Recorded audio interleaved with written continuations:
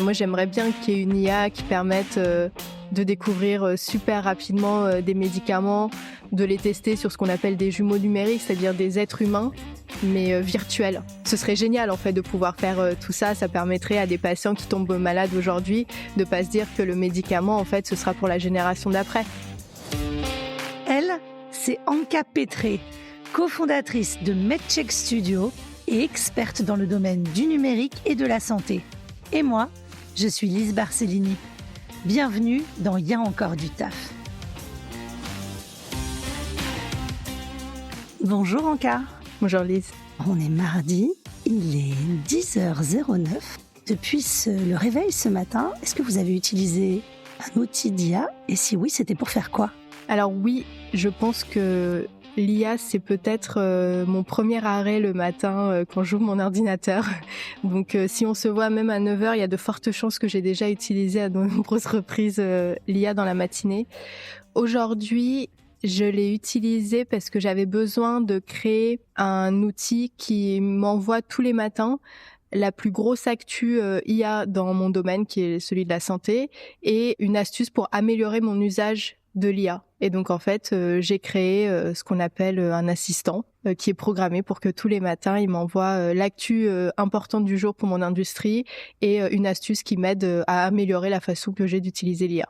Alors si on est ensemble aujourd'hui, Anka Pétré, c'est que vous êtes docteur en pharmacie, entrepreneur, fondatrice de MedCheck Studio. Vous travaillez, comme on l'a compris, dans le domaine de la santé et de la tech. Aujourd'hui, vous accompagnez des entreprises pharmaceutiques sur leurs usages de l'IA.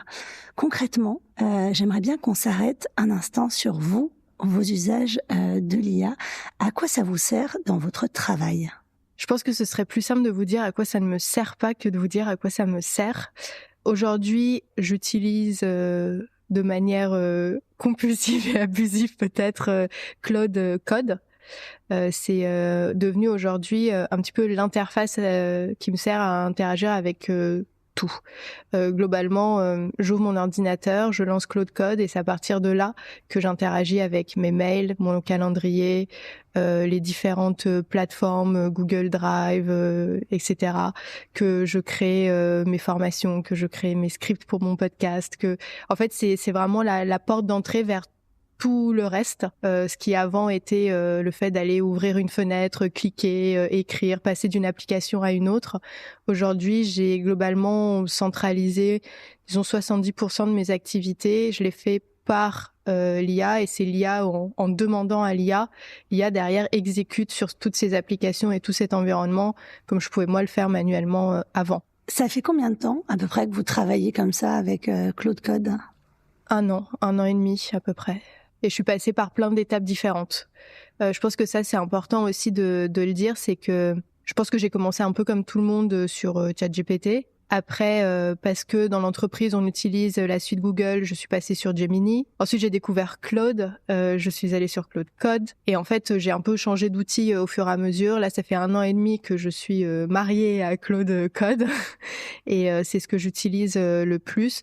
Après, pour certains usages très, très ponctuels, je peux être amenée à utiliser d'autres IA parce que certaines ont plus de... Voilà, sont meilleures sur certains domaines très précis. Mais on va dire que ma porte d'entrée aujourd'hui, c'est Claude Code et je fais à peu près... tout ce qu'on peut imaginer sur Claude Code. Vous l'avez dit avec un sourire, Anka Pétré, je suis mariée avec Claude Code. Il y a vraiment une relation qui s'établit entre nous et une IA. Non, je pense que là, je l'ai dit vraiment en rigolant, plus par rapport au fait que je passe beaucoup de temps avec Claude Code que vraiment le fait d'avoir un attachement particulier à l'outil. Claude, l'outil à la base est intéressant et pertinent et très performant, mais il sera toujours plus performant quand on le personnalise et qu'on lui apprend des choses sur nous. Donc c'est vrai que moi, j'ai passé les 6 premiers mois à lui fournir énormément de matière. Donc en fait, je sais que quelque part, c'est une sorte de reflet de la matière que je lui ai fournie. L'IA, je pense que ça c'est la scientifique en moi, l'IA c'est des maths, c'est des probabilités. Donc j'ai pas du tout d'attachement émotionnel, on va dire, à la chose. Néanmoins, c'est vrai qu'en termes de temps, je passe beaucoup de temps. Le temps que je passe sur mon ordinateur, globalement, aujourd'hui, est largement dédié à utiliser ça pour interagir avec tout le reste. Vous le disiez, c'est la scientifique en vous qui parle, donc vous Vous êtes docteur en pharmacie. Aujourd'hui, vous êtes chef d'entreprise et vous accompagnez des entreprises sur leurs usages de l'IA. Comment on passe de la science à la tech ? C'était il y a plus d'une dizaine d'années. Donc à l'époque, on parlait déjà de numérique dans la santé, pas encore d'IA tel qu'on en parle aujourd'hui. Mais donc en allant à des événements, je me suis intéressée à ça. Je me suis prise de passion pour ces sujets de numérique. Pour moi, il y avait un vrai sens derrière parce que quand on étudie un médicament, en fait, on nous apprend qu'on met 10 à 15 ans pour entre le moment où on commence la recherche et le moment où on a un médicament, et ça coûte 2 milliards de dollars en moyenne. C'est très long et c'est très coûteux. Et en assistant à différents événements sur le numérique, je me suis rendu compte qu'avec des outils d'IA, des outils numériques même plus simples, on arrivait à faire plus vite et moins cher pour répondre à des problématiques des patients. Donc je me suis dit que c'est absolument fabuleux comme promesse, et c'est ça qui a fait que je me suis intéressée à ce monde du numérique.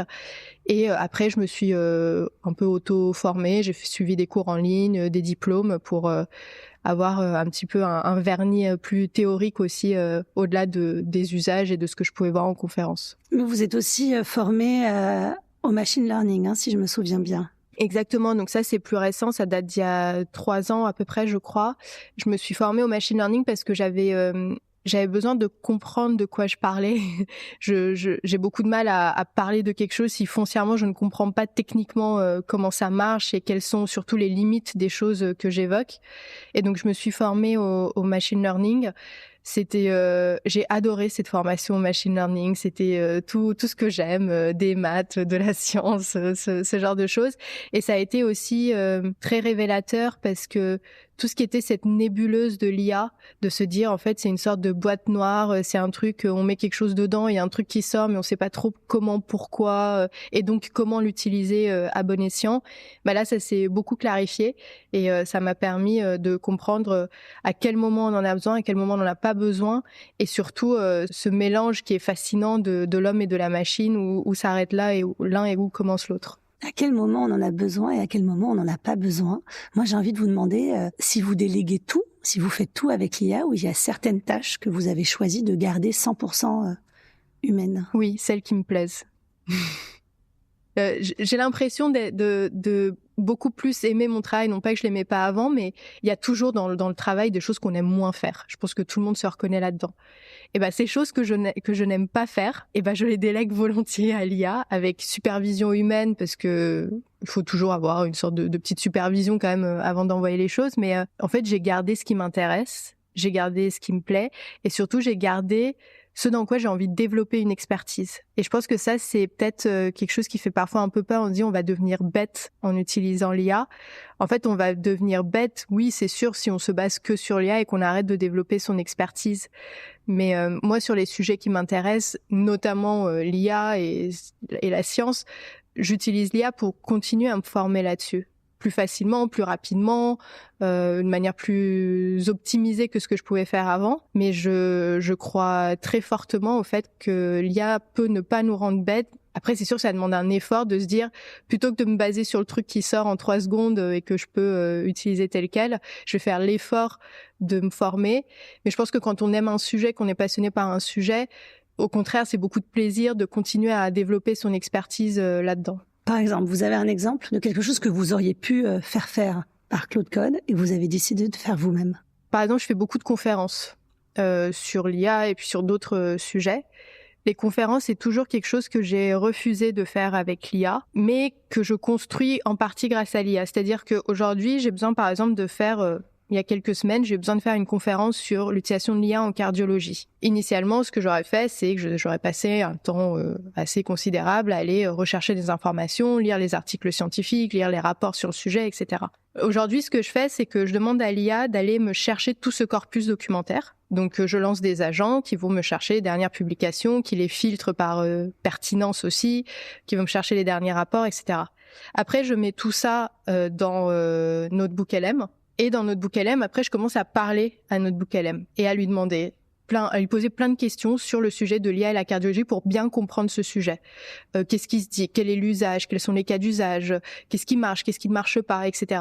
Et en fait, comme ça, je construis ma connaissance du sujet. Les points que j'ai besoin d'approfondir davantage, je vais lire le rapport source ou l'article source, etc. Mais on va dire que je rentre différemment dans le sujet. Et puis après, sur la base de ça, je construis ma conférence, mon script, mon pitch, la façon que je vais avoir de le présenter. Ça, c'est quelque chose, pour l'instant, que j'ai pas réussi à répliquer de manière convaincante avec l'IA. J'arrive pas à faire en sorte que l'IA me propose un conducteur de conférence qui soit vraiment ma façon de faire et ma façon de présenter les choses. Et pourtant, j'ai essayé, mais j'y arrive pas encore. Il y a pas encore ce truc où je ressens que c'est ma patte. Et donc ça, je continue à le faire, mais parce que je prends aussi beaucoup de plaisir à le faire et que j'aurais du mal, je pense, à défendre sur scène un texte qui n'est pas le mien ou une idée qui n'est pas la mienne. Et de l'autre côté, les tâches que vous donnez volontiers à l'IA et que vous faites plus du tout. Il y a plein de choses que je fais plus. Je ne fais plus de veille moi-même. Je délègue la veille. Je ne fais plus de rédaction. Et je sais que je parle à une journaliste, donc vous m'excuserez.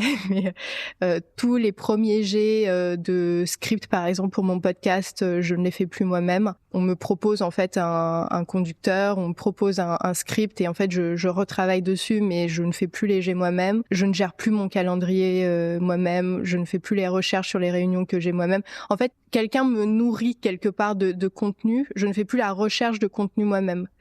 Par contre, en termes de livrable final, là, j'ai beaucoup plus de mal à le faire de bout en bout avec l'IA. Je préfère qu'on me nourrisse de choses et que sur la base de ces choses-là, je réfléchisse et que je propose quelque chose plutôt que de dire, jusqu'au bout, fais-le en intégralité. J'ai besoin quand même de faire travailler mon cerveau quelque part. Et donc, j'ai besoin de ça aussi. Du coup, l'IA, c'est un peu comme un assistant, comme un collaborateur, c'est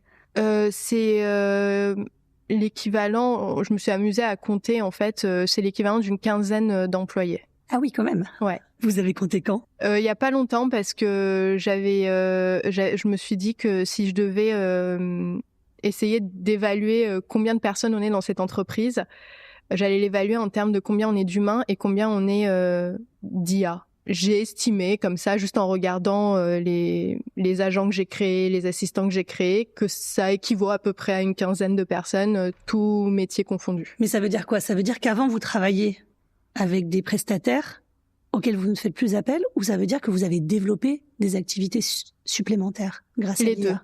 Les deux. Les prestataires avec lesquels on travaillait, on continue à travailler avec eux parce que c'est sur des métiers, par exemple, des ingénieurs du son, des consultants spécialisés, ce genre de choses. On n'a pas des graphistes, par exemple, on n'a pas arrêté de travailler avec eux. Il y a des embauches que nous n'avons pas faites, notamment de profils plus juniors. Et je pense que ça, c'est une réalité des petites entreprises, c'est qu'il faut savoir où on met ses billes et malheureusement, aujourd'hui, un profil junior sans expertise technique dans un sujet et en plus en compétences IA, ça peut pas matcher. Regarde de ce que l'entreprise fait. Donc ça, par exemple, c'est des postes qu'on n'a pas recrutés. Et puis après, on s'est développé sur des choses qu'on n'avait juste pas. Par exemple, sur la partie commerciale. Avoir des personnes, des IA qui nous permettent d'identifier des opportunités, de faire des veilles, de faire des études, ce genre de choses. En fait, ça a permis de se développer sur des compétences que de toute façon on n'aurait pas recruté, on n'aurait pas eu les moyens de le faire, mais là qu'on peut faire grâce à cette workforce agentique. Medcheck Studio, c'est combien de salariés actuellement et ça existe depuis combien de temps ? On est 5 et ça existe depuis 7 ans. Medcheck Studio, c'est à la fois la production de podcasts et l'accompagnement, je le disais en introduction, l'accompagnement des entreprises du secteur de la pharma, de la santé, pour adopter ces outils IA. Vous allez sur le terrain pour accompagner ces entreprises. Quel constat vous faites ? J'ai du mal à positionner parfois la pharma et l'industrie de la santé au regard d'autres industries, parce qu'on travaille que dans la santé, mais il me semble que c'est une industrie qui met plus de temps à s'emparer des changements technologiques. C'est une industrie qui, de par la façon même de fonctionner, quand on met 10 à 15 ans pour développer un médicament, on comprend aussi que c'est une industrie qui prend son temps, qui met du temps à effectuer des changements aussi, parce que c'est une industrie du temps long. Avec l'IA, on arrive sur des besoins du temps très court, mais extrêmement court, de l'ordre de quelques mois, sur une industrie qui a des cycles de 10 à 15 ans. Donc c'est vrai que déjà d'emblée, il y a un vrai choc culturel entre la façon d'opérer de cette entreprise, de toutes ces entreprises et ce que l'IA demande. Donc ça, c'est le premier constat, c'est qu'il y a une vraie divergence en termes de temps. Ensuite, il y a aussi, et ça je pense que c'est pour toutes les entreprises, une vraie incompréhension et une vraie crainte vis-à-vis de l'IA par rapport au fait de ce que je disais, de devenir bête. Ça, le nombre de personnes qui m'ont dit, mais en fait, j'ai l'impression de m'abrutir en utilisant l'IA. Au fait de se dire, moi, je veux pas utiliser l'IA parce que, en fait, j'ai finalement compris que ça va remplacer mon travail. Et dans certains cas, c'est certainement vrai. En tout cas, ça va changer le travail. Ça, c'est sûr. Et puis ensuite, il y a des personnes qui sont un peu des champions de l'IA, qui se sont emparés du sujet, qui sont devant les autres quelque part. Et ça crée des gaps énorme dans l'entreprise et c'est très difficile à adresser entre ceux qui sont très en avance et qui sont très convaincus et ceux qui sont très sceptiques. Comment on fait justement pour que les champions ils se retrouvent pas seuls dans leur coin alors qu'ils pourraient être le moteur de la transformation interne d'une organisation? On va pas ralentir les champions pour permettre aux autres de les rattraper. Ça, je pense que ce serait une mauvaise idée. Par contre, on peut travailler sur la culture de l'entreprise et la communauté. Et ça, c'est un petit peu notre spécialité. Vous le disiez tout à l'heure, on fait des podcasts, on fait de l'IA. Foncièrement, ce qu'on fait à la base de notre métier, c'est de créer des communautés. Et en fait, ces communautés-là, parfois on les crée grâce à des podcasts, parfois on les crée grâce à d'autres choses, parfois on les crée sur le thème de l'IA. Et en fait, on crée des communautés internes de personnes qui vont permettre au sujet intelligence artificielle de s'installer dans l'entreprise. Une communauté, qu'est-ce que c'est ? C'est un noyau dur de personnes qui sont un peu ambassadrices du sujet. Et ensuite, ces personnes-là sont dans une optique de transmission, de partage, de culture commune. Et en fait, on va se baser sur ce noyau plutôt que de les laisser partir 10 kilomètres devant tout le monde. On va se baser sur eux pour devenir des ambassadeurs de la cause en interne. Donc, on va les valoriser. On va valoriser leur travail. On va montrer ce qu'ils font. Et forcément, en fait, quand on voit des personnes qui sont devant, qui font des trucs qui ont l'air hyper sympas, qui gagnent un temps fou dans leur travail, qui arrivent à se consacrer à des choses qui leur plaisent, tout le monde se dit, moi aussi j'ai envie de faire pareil, pourquoi lui il le fait et moi je pourrais pas le faire. Donc en fait ça crée une sorte d'émulation et ça accélère un peu la conduite du changement en créant ce noyau très visible qui va driver cette communauté autour d'eux. Ça veut dire que quand on est un chef d'entreprise aujourd'hui, ça suffit pas selon vous de former? Non, moi j'ai pas l'impression que ça marche. Au-delà de les former, il faut ensuite les accompagner sur le temps long pour qu'ils comprennent, pour qu'en fait l'IA ce soit le sujet sur lequel ils tombent à chaque coin de rue, que ce soit quelque chose dont ils entendent parler régulièrement, qu'il y ait des moments d'échange au sein de l'entreprise. Parce que si c'est quelque chose qui vient un jour et qu'ensuite on n'en entend plus jamais parler, bon, forcément les gens vont pas adopter. On le disait tout à l'heure, donc vous accompagnez les entreprises spécifiquement dans le domaine de la santé. Il y a des problématiques qui sont spécifiques aux entreprises du secteur de la santé aujourd'hui face à l'IA? Alors, je pense que quand on parle de la productivité, j'ai l'impression que c'est à peu près les mêmes sujets pour tout le monde. C'est comment on gère mieux son temps, comment on répond à plus de mails, comment on fait ses slides, enfin ce genre de choses du quotidien des entreprises. Là où peut-être il y a des cas qui sont très spécifiques à l'industrie de la santé, à l'industrie pharmaceutique, c'est par exemple sur la découverte de médicaments. Là-dessus, c'est sûr que c'est la seule industrie qui fait ça. Donc, il y a des sujets de se dire comment est-ce qu'on utilise l'IA pour accélérer la découverte de médicaments, pour justement passer de ces 10 à 15 années à beaucoup moins de temps, parce qu'une grande partie de ces années est passée sur des choses comme tester différentes molécules sur différentes parties du corps pour voir qu'est-ce qui fonctionne où. Ça c'est utilisé pour trouver des patients qui veulent bien tester ces médicaments, évidemment dans des conditions de sécurité, mais il faut les trouver quand même. Ça sert à créer des dossiers pour expliquer aux autorités qu'est-ce qui marche pas dans le médicament. Donc en fait, c'est beaucoup de temps qui peut être réduit si on a les bonnes données, qu'on a les bons algorithmes. Donc en fait, c'est là-dessus qu'il y a beaucoup de partenariats en ce moment. C'est cette phase qu'on appelle de manière très technique le drug design ou le drug discovery. C'est la découverte et le design de médicaments. Et ça, si on arrive à réduire, en fait, c'est là où on estime pouvoir réduire drastiquement le temps qu'on mettrait à trouver de nouveaux médicaments pour les patients. On en vient déjà à ma dernière question encapétrée. Est-ce qu'il y a une IA qui n'existe pas encore et dont vous auriez besoin? Honnêtement, aujourd'hui, je pense que j'ai ce qu'il me faut. En tout cas, vu le temps que je passe dessus, Je pense que je suis bien servie. Je sais pas. J'aime bien être surprise par les nouveaux outils qui sortent, les découvrir. Évidemment, en travaillant dans ce domaine, moi j'aimerais bien qu'il y ait une IA qui permette de découvrir super rapidement des médicaments, de les tester sur ce qu'on appelle des jumeaux numériques, c'est-à-dire des êtres humains, mais virtuels, pour plus avoir à les tester sur des êtres humains réels, pour aller encore plus vite et pour ne plus exposer les gens à certains risques qui sont inhérents à la recherche. Ce serait génial en fait de pouvoir faire tout ça. Ça permettrait à des patients qui tombent malades aujourd'hui de pas se dire que le médicament en fait ce sera pour la génération d'après. Parce qu'il y a beaucoup de patients pour qui c'est le cas en fait, qui participent à des études mais ils savent très bien que ce sera pas pour eux. Ça, ce serait génial pour cette industrie. Après moi, pour mon quotidien, je pense que les enjeux sont pas du tout à cette hauteur. Donc avoir Claude, pas avoir Claude, je pense que je m'en remettrai. Ce sera le mot de la fin. Merci beaucoup, Anka Pétré, d'avoir été mon invitée. Merci beaucoup. J'espère que cet échange vous a plu. Si c'est le cas, pensez à me le dire en mettant 5 étoiles et à le partager autour de vous. Moi, je vous dis à très vite pour le prochain épisode. Et souvenez-vous, d'ici là, il y a encore du taf.